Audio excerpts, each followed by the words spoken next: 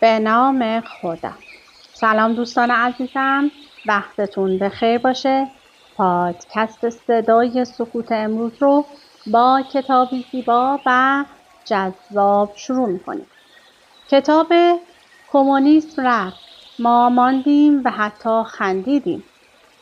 موضوع علوم سیاسی و روابط بین‌الملل و تاریخ جهان. نویسنده اساوانکا دراکولیچ، مترجم رویا رضوانی. انتشارات نشر گمان در تهران در سال 1392 این کتاب رو چاپ کرده. این کتاب خیلی زیباست. بهای سنگین روانی برای تحمل دیکتاتوری. مجموعه مقالات استاوانکا دراکولیچ درباره تجربیات زنان در دوران حکومت کمونیستی در اروپای شرقی است. نویسنده پس از پایان کمونیسم و شکست آن در اروپای شرقی تاکید می‌کند که روان زخم یا تراما به سادگی از بین نمی‌رود. او هنوز کمونیسم را در رفتار ناخودآگاه مردم می‌بیند. ذخیره کردن قوطی و شیشه‌های خالی یا لباس زیر پاره، چون ممکن است روزی به کار آید. او نام اکولوژی فقر را برای این رفتارها انتخاب می‌کند. یک نوشته کوتاه در مورد نویسنده این کتاب برای شما می‌خوانم و سپس کتاب رو با هم ورق می‌زنیم. استاوانکا دراکولیچ روزنامه‌نگار، نویسنده و تحلیلگر کرواک متولد 1949 است. او تحصیلاتش را در ادبیات تطبیقی و جامعه شناسی در زاگرب گذراند و در دهه 90 به دلیل مسائل سیاسی کرواسی را ترک کرد و به سوئد رفت. استاوانکا را بیشتر به خاطر آثاری که درباره فروپاشی کمونیسم در اروپای شرقی و تجربیات زنان تحت این نظام دارد می‌شناسند. از ویژگی‌های او در نوشتن می‌توان به داشتن نگاه زنانه و انسان محور، استفاده از طنز تلخ، بهره‌گیری از روایت غیرخطی و شخصی و انتقاد از کمونیسم بدون کلیشه‌های سیاسی اشاره کرد. استاوانکا این کتاب را بر اساس تحقیقات میدانی و استفاده از استعاره‌های ملموس و روایت جمعی نگاشته است. لطفاً با هم همراه بشیم تا این کتاب زیبا رو کشفش کنیم. ما آن خویشاوندان تنگ دست و نیازمندیم، آن بدوی‌های عقب مانده، آن جامانده ها، کنزن‌ها، عقب نگه داشته شده ها، ناقص الخلقه ها، آسوپاس ها، ولگردها، انگل ها، حقه‌باز ها و هالوها. احساساتی و از مد افتاده ایم. مثل بچه هاییم، بیخبریم، مشکل دار، ملودراماتیک، آبزیرکاه، غیر قابل پیشبینی و به حساب نیامدنی. از آنهاییم که نامه ها را جواب نمی دهند، که موقعیت های خیلی خوب را از دست می دهند، که تا خرخره می نوشند، که وراجی می کنند، که روی پله دم در خانه هایشان می نشینند که تاریخ تحویل کار یادشان می رود. بدقولیم، لافزن، ناپخته، وحشتناک و بی‌نظم، از آنهایی که زود بهشان بر می خورد، آنهایی که تا حد مرگ فحش باره هم می کنند، اما نمی توانند رابطهشان را با هم قطع کنند، آنهایی که خوب بار نیامدند و می نالند اما مست شکست هایشان هستند. ما روی اعصاب آدم ها می رویم، افراطی هستیم، مایه افسردگی و یک جورهایی بشان. مردم عادت دارند خار و خفیفمان کنند. ما کارگرهای ارزانیم، از ما می شود هر جنسی را ارزانتر خرید. مردم روزنامه‌های کهنه‌شان را به ما می‌بخشند. نامه‌هایشان را شلخته تایپ می‌کنیم و بی جهت هم طول و تفصیلشان می‌دهیم. مردم تا وقتی حالشان را به هم نزنیم با ترحم به ما لبخند می‌زنند. تا وقتی حرف تند و عجیب غریبی نزنیم، تا وقتی به ناخن‌هایمان ظلم نزنیم و دندانهایمان را نشان ندهیم، تا وقتی وحشی نشویم و گوشه و کنایه نزنیم. گیورکی کنراد به غریبان کاشف غار. قهوه را که نمی شود تنهایی خورد. فصل اول. مرده و رفته. خاکش را پیچک‌ها و گل‌های کوچک آبی فراموشم نکن پوشانده. شمعی روشن است. حتما مادرش آمده بوده. من یک بار هم نیامده بودم. از 5 سال پیش که او را در اینجا به خاک سپرده بودند نیامده بودم. نه اینکه فراموشش کرده باشم. درست برعکس، نمیتوانستم پوشی مرگش را قبول کنم. اوت 1985 وقتی خودش را با گاز در آپارتمان جدیدش کشت، 36 سال بیشتر نداشت. نمیدانم داستان تانیا را چطور بگویم. حتی نمیدانم گفتنش چه اهمیتی دارد. تانیا قهرمان نبود. حتی گاهی فکر میکنم بزدل بود. اشتهای نازک فراوانی که او را به زندگی وصل میکردند یکی یکی پاره شدند و او مرگ را بر زندگی ترجیح داد. قبل از اینکه شیر گاز را باز کند، درز همه درها و پنجره ها را با نوارچسب گرفت. ظرفها را هم شست. نمیدانم آیا باید از اینکه او با این نظم و ترتیب مقدمات مرگش را فراهم کرده بود عصبانی باشم یا آن را آخرین نشانه میلش به ادامه زندگی بدانم. میبینمش که جلوی سینک ظرفشویی ایستاده و ظرفها را با وسواس میشوید. انگار مهمترین کاری است که در آن لحظه باید انجام داد. چون چیزی را که باید به زودی با آن مواجه شود به تأخیر میاندازد. تنهایی مرگ وقتی مرد، ظاهر قضیه مثل یکی از همین داستان‌های غم‌انگیز عاشقانه بود. انگار برای همه راحت‌تر بود که زیاد فکرشان را به آن مشغول نکنند و در پی روشن کردن سوی دیگر و پوشیده‌تر آن نروند. اینکه خودکشی او را به حد یک کلیشه تقلیل دهند خطر کمتری داشت. آن زمستان معشوقش مرد، زیر عمل قلب باز مرد. اما جراحی که از دوستان مرد بود میگفت به هر حال زنده نمیماند. قلبش ضعیفتر از آن بود که دوام بیاورد. تعبیری که به کار برد فرسوده بود. هر دوشان روزنامه نگار بودند و در یک روزنامه کار میکردند. مرد همسری داشت که در کتابخانه عمومی کار میکرد و دختری 10-12 ساله و خیال نداشت ترکشان کند. تانیا میگفت وفاداریش را به خانواده‌اش تحسین میکنم و من نمیدانستم جدی میگوید یا میخواهد خودش را به بیخیالی بزند تا بتواند با این واقعیت کنار بیاید. تابستان پیش از مرگ مرد تانیا حامله شد. تا آن موقع 2 بار طلاق گرفته بود و بچه‌ای هم نداشت و این بچه را واقعا میخواست. اما از قضا همسر مرد هم همان وقت حامله شد. مرد رابطه‌اش را با تانیا قطع کرد. او که ویران شده بود این توانایی را نداشت که مسئولیت بچه را تک و تنها به عهده بگیرد و آن را سخت کرد. وقتی مرد شنید دیگر حامله نیست دوباره پیش او برگشت. تانیا هم او را پذیرفت. چند ماه بعد همسر مرد دختر کوچکی به دنیا آورد که برای مرد از جانش هم عزیزتر بود. زمستان بد شروع شد. هوا چنان از دود تیره و تار بود که با هر نفس انگار توده‌ای پنبه کثیف را به ریه‌ات فرو می‌بردی.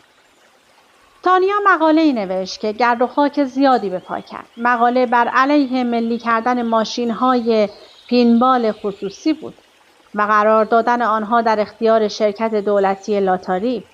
اگر امروز ماشین‌های پیلبال را مصادره کنیم، چون معتقدیم که ماشین است که کار می‌کند و نه صاحب آن، شاید به زودی کامیون‌های خصوصی را هم ملی کنیم.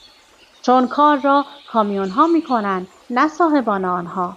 یا در آرایشگاه‌های خصوصی را هم ببندیم. چون از بیگودی، شامپو، نرم کننده، تافت و امثال اینها گذشته.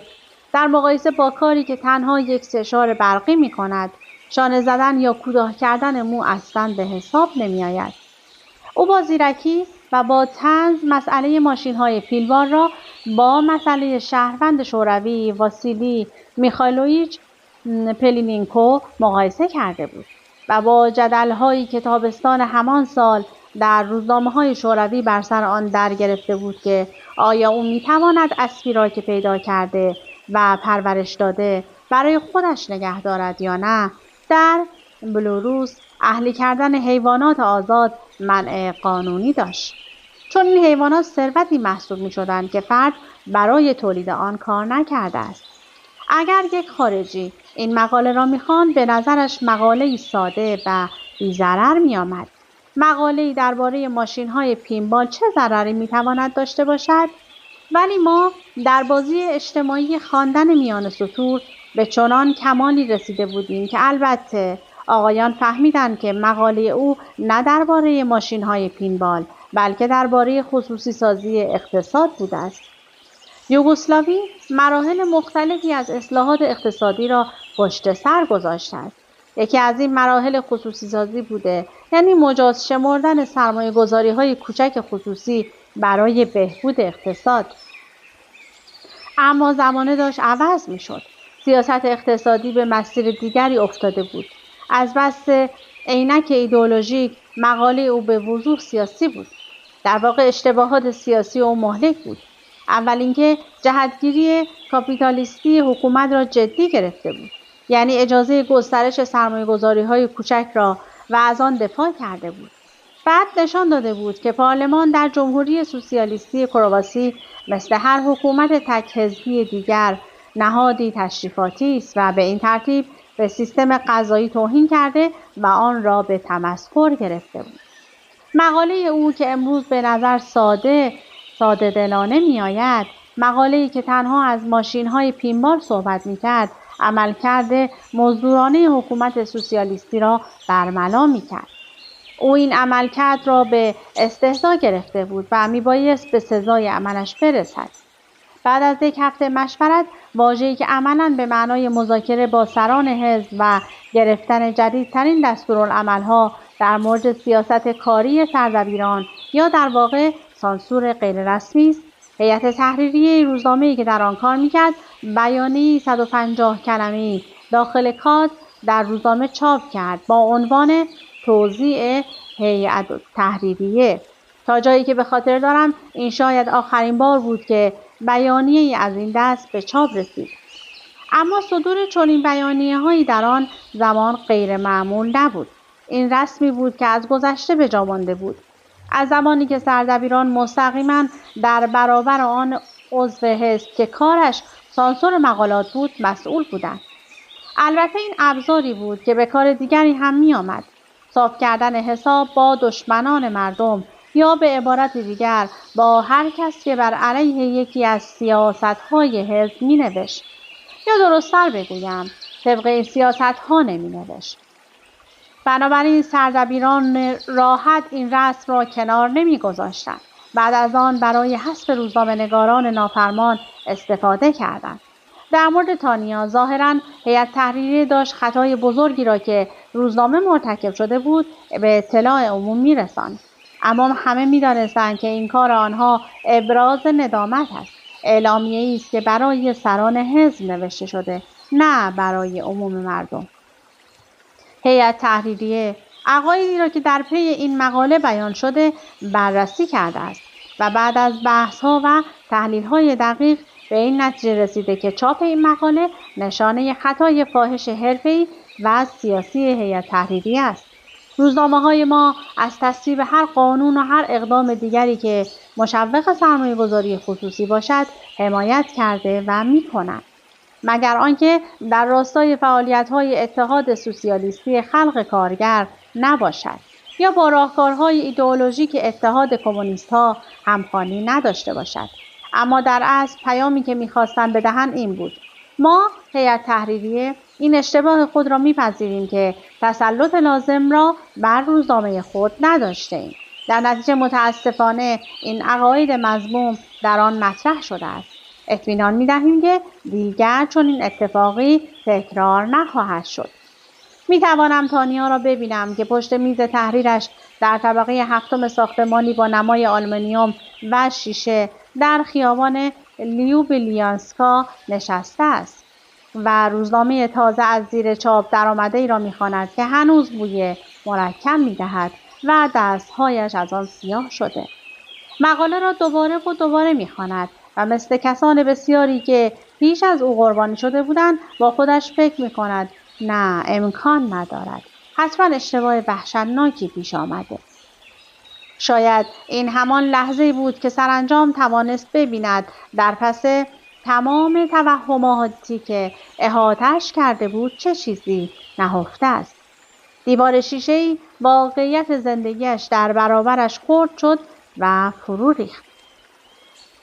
چه چیزی بدترین ضربه را به او زد؟ نه فقط خود کلمات، بلکه معنای آن حرکت. طرد او به عنوان یک روزنامه‌نگار، یک همکار، یک آدم.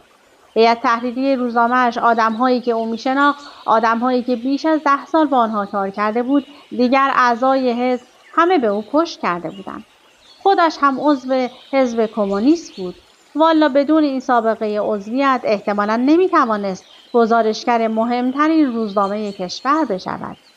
همین که این توضیحنامه درآمد احساس کرد انگار دیگر وجود ندارد. به من میگفت میدانی همکارانم دیگر جرئت نمی‌کنند به من سلام کنند. احساس می‌کنم نامرئی شده‌ام. هیچ کس حتی حاضر نیست با من قهوه بخورد. ولی آخر قهوه را که نمی‌شود تنهایی خورد. همین بود نامرئی شدن ناگهانی. از آن زمان به بعد او را به حال خودش رها کردم. تبدیل شد به یک نادیده نامرئی، ناموجود، ناروزنامه‌نگار، ناآدم. می‌توانست بنویسد و حتی حقوق ماهانه‌اش را هم دریافت کند، ولی یک کلمه‌اش هم چاپ نمی‌شد. بدتر از همه این بود که هیچ کس نمی‌توانست بگوید این وضع چقدر طول خواهد کشید، چون هیچ کس نمی‌توانست بگوید نظام تا کی دوام خواهد آورد. نمیدانم از کی به فکر خودکشی افتاد. بعد از سقط جنینش که تنها بود و سخت و آزرده، بعد از مرگ معشوقش در زمستان، وضعیتی که برای کارش پیش آمد چقدر در این تصمیمش مؤثر بود. شاید اشتباه باشد اگر بگوییم خودش را تنها به خاطر فشار روانی کشت که بعد از نوشتن آن مقاله بر او وارد آمد. ولی به نظر من این هم اشتباه است که بگوییم به خاطر معشوق از دست رفته‌اش مرد. زمین زیر پایش داشت دهن باز می‌کرد. نمی‌توانست شغلش را تغییر دهد. کجا می‌توانست برود؟ می‌دانست که سرنوشت یک مخالف حکومت در انتظارش است. در زندگیش هیچ نقطه اتکایی باقی نمانده بود. این دوره‌ای بود که حزب کمونیست ناامیدانه تلاش می‌کرد کمونیسم یا به قول ما سوسیالیسم را در یوگسلاوی سر پا نگه دارد. بعد از مرگ تیتو در 1980 برخی پیش‌بینی می‌کردند که مملکت چند پاره شود. این دوره‌ای بود که نظام آموزشی اصلاح شد. به هنرمندان و روشنفکران مستقل حمله شد. فهرست نویسندگان، هنرمندان، روشنفکران مطرود.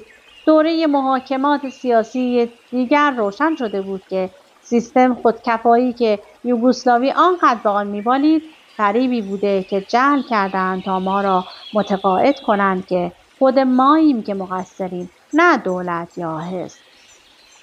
این بی‌نقص‌ترین سیستم در میان حکومت‌های تک حزبی بود که برقرار شده بود تا احساس گناه، تقصیر، شکست یا ترس را در ما درونی کند، تا به ما بیاموزد خودمان چگونه باید افکار و اعمالمان را سانسور کنیم و در این حال کاری کند تا احساس کنیم بیش از همه در اروپای شرقی آزادی داریم. اما تانیا در یک مورد اشتباه می‌کرد. فکر می‌کرد همه چیز همیشه همانطور می‌ماند. همان روزنامه، همان چهره‌ها، همان فضای سرد ترس و تهمت بستن‌های بی سر و صدا، همان سیستم بی‌تحرک. هیچ چیز هرگز تغییری نخواهد کرد. آنچه کمونیست به ما القا کرده بود دقیقاً همان سکون و بی‌حرکتی بود. این بی‌آیندگی، بی‌رویایی، ناتوانی از تصور زندگی به شکلی دیگر. تقریباً امکان نداشت بتوانی به خود دلگرمی بدهی که این دورانی گذراست. خواهد گذشت. باید بگذرد. برعکس یاد گرفته بودیم فکر کنیم هر کاری هم که بکنیم و از همیشه همان جور میماند. نمیتوانیم تغییرش بدهیم. به نظر میرسید گویی آن سیستم قادر مطلق خود زمان را هم اداره می کند. به نظر می رسید کمونیسم ابدی است. ما به زندگی در آن محکوم شده ایم. خواهیم مرد و فروپاشی آن را نخواهیم دید. ما انقلابی نبودیم که سعی کنیم آن را ویران و سرنگون کنیم. با این عقیده بار آمده بودیم که تعدیل آن سیستم برای آنکه نهایتاً از درون تغییر کند نیز محال است. با این همه فقط ای کاش تانیا صبر کرده بود. زندگی آدم اتاق انتظار ایستگاه قطاری در شهرستان نیست که در آن بنشیند و منتظر قطاری شود که شاید هرگز نرسد. تازه 1 هفته پیش از آن که بمیرد موهایش را کوتاه کرده بود. گمان نمی‌کنم زنها اگر در فکر مرگ باشند این کار را بکنند. او خیلی تلاش کرد طاقت بیاورد اما عاقبت شکست خورد. وقتی بالاخره سر خاکش رفتم آخرین روز اکتبر بود. خورشید دیگر داشت پایین میرفت و گرمایی نداشت، اما برگ‌های زرد و سرخ تاکی مثل همانی که در باغچه خانه‌ام هست روی دیوار گورستان منظره را به نوعی دلنشین می‌کرد و من در برابر وسوسه نشستن مقاومت نکردم. سعی نکردم فرار کنم. مدفنش را که نگاه می‌کردم حس کردم دریافتم یادش در درونم کجا خانه کرده است. زیر قلبم، زیر پرده دیافراگم، خودم آنجا حبسش کرده بودم. آخرین خاطره ای را که از او در یادم مانده بود از آن روز تابستانی در اوت 1985. آنقدر سرکوب کرده بودم که به گوی کوچک سنگینی از درد بدل شده بودم و انگار رفتن به دیدار او بار گناهی را از دوشم برداشته بود. در درونم آن خاطره پنهان، آن گوی فشرده درد داشت. آرام آرام آب می شد و توانستم صورتش را ببینم که روبروی من در اتاق نشسته بود. توانستم صدایش را بشنوم. انگار هنوز در همان اتاق بودیم. روز پیش از مرگش آمده بود چیزی به من بگوید. شاید آمده بود خداحافظی کند. بعد از طرز حرف زدنش درباره خودکشی حرف می‌زدم. اما قبلا بارها در این باره حرف زده بود. خودکشی را تئوریزه کرده بود. عملی بر مبنای خاص شخصی، راهی شرافتمندانه برای خروج از موقعیتی پرمخاطره که امید نجاتی در آن نیست. صدای آهسته او در حرم گرمای یک بعد از ظهر تابستانی خواب‌آلود، موسیقی که از جایی به این هوای سنگین نفوذ می‌کرد، آفتاب، گرما، اینها همه حواس مرا پرت کردند. آبجوی خوردیم. همینطور که روز می‌گذشت انگار او بیشتر و بیشتر در میل فرو می‌رفت. فروتر و فروتر و یادم می‌آید با خودم فکر کردم میل دارد جسم ظریف و استخوانی او را می‌بلعد. یک لحظه به نظرم رسید که دستهایش می‌لرزد که وقتی کلمه مرگ را بر زبان آورد سرما از تیره پشتش پایین خزید. اما مطمئن نبودم خودم را به این خاطر ملامت می‌کنم. اول صبح بود که خبر مرگش را شنیدم. تلفن زنگ زد. صدای کسی می‌آمد که کلماتی نامفهوم بر زبان می‌آورد. کلماتی که قاعدتاً باید می‌فهمیدم. صدا پرسید: میشنوی؟ صدا سوالش را تکرار می‌کرد و این طرف سیم فقط سکوت بود. اول جواب ندادم. چیزی نگفتم. بعد صدای فریادی آمد. می‌شنیدم که فریاد از گلوی من بیرون می‌آید، ولی همزمان آدم دیگری بودم که کنار خودم ایستاده بودم و از فاصله نزدیک ساکت به کسی که گوشی تلفن در دست داشت و فریاد می‌زد نگاه می‌کردم. هیچ احساسی نداشتم. بی‌حس بودم. همان روز کمی بعد به آپارتمان تانیا رفتم. تازه اسباب کشی کرده بود. حدود 1 ماه قبل، بعد از اینکه پدر و مادرش آپارتمان 3 خوابه‌شان را با آپارتمانی کوچکتر تاق زده بودند و مبلغی را که سر گرفته بودند در اختیار او گذاشته بودند. مدتها برای فراهم شدن این موقعیت انتظار کشیده بود و آپارتمانش را خیلی با دقت تزیین کرده بود. خودش تنهایی، تک تک فنجان‌های چینی، آینه نقره یا گلدان را از عتیق فروشی‌ها پیدا کرده بود. کتاب‌هایش مرتب در قفسه چیده شده بود. ماشین تحریرش باز بود. یک دسته گل مارگریت تازه روی میز بود. انگار با مرتب کردن آپارتمان کوچکش سعی کرده بود با آشوب زندگیش مقابله کند. از بیرون به نظر می‌رسید توانایی ادامه زندگی را پیدا کرده. در درون دیگر نتوانسته بود ادامه دهد. تنها یک چیز بود که مرا به گریه انداخت. انجیل روی تختش باز بود و چپه. آن را برگرداندم و به قسمتی از متن که زیرش خط کشیده بود نگاهی انداختم. درباره زندگی پس از مرگ بود. آدم مذهبی نبود، در واقع بی خدا بود، اما در لحظات آخر زندگیش که چیز دیگری برایش نمانده بود به انجیل رو کرده بود. تا ماها بعد به تنها چیزی که می توانستم فکر کنم آن دسته گل مارگریت بود و آن انجیل. نمیدانم آیا آدم‌هایی که آن توضیح را نوشته بودند هرگز به یاد او می‌افتند؟ مرگ او اشتباه بود، بیفایده بود و من تازه امروز می‌توانم پوچی مطلق آن را درک کنم. شاید کمونیسم دارد فرو می‌پاشد، اما به چه بهایی؟ چند قربانی دیگر مثل تانیا خواهد گرفت؟ قهرمانان بزرگ، زندانیان سیاسی یا ناراضیان سیاسی را نمیگویم. آدم‌هایی را میگویم که فقط دیگر تاب و تحمل آن را ندارم. بر سر خاکش که ایستادم فقط آرزو می‌کنم به خاطر او هم که شده دنیای دیگری پس از مرگ وجود داشته باشد. او را می‌بینم که آنجا نشسته و با کسی قهوه می‌خورد. آن بالا باید کسی پیدا شود. آخر به قول خودش قهوه را که نمی‌شود تنهایی خورد. و دیگه زمان به من اجازه نمیده که فصل دوم این کتاب رو برای شما شروع کنم. حتما اگر از این کتاب خوشتون اومده برای خودتون تهیه کنید و تا انتها بخونید. از اینکه با من همراه بودید سپاسگزارم. تا وایس بعدی، خدا نگهدارتون.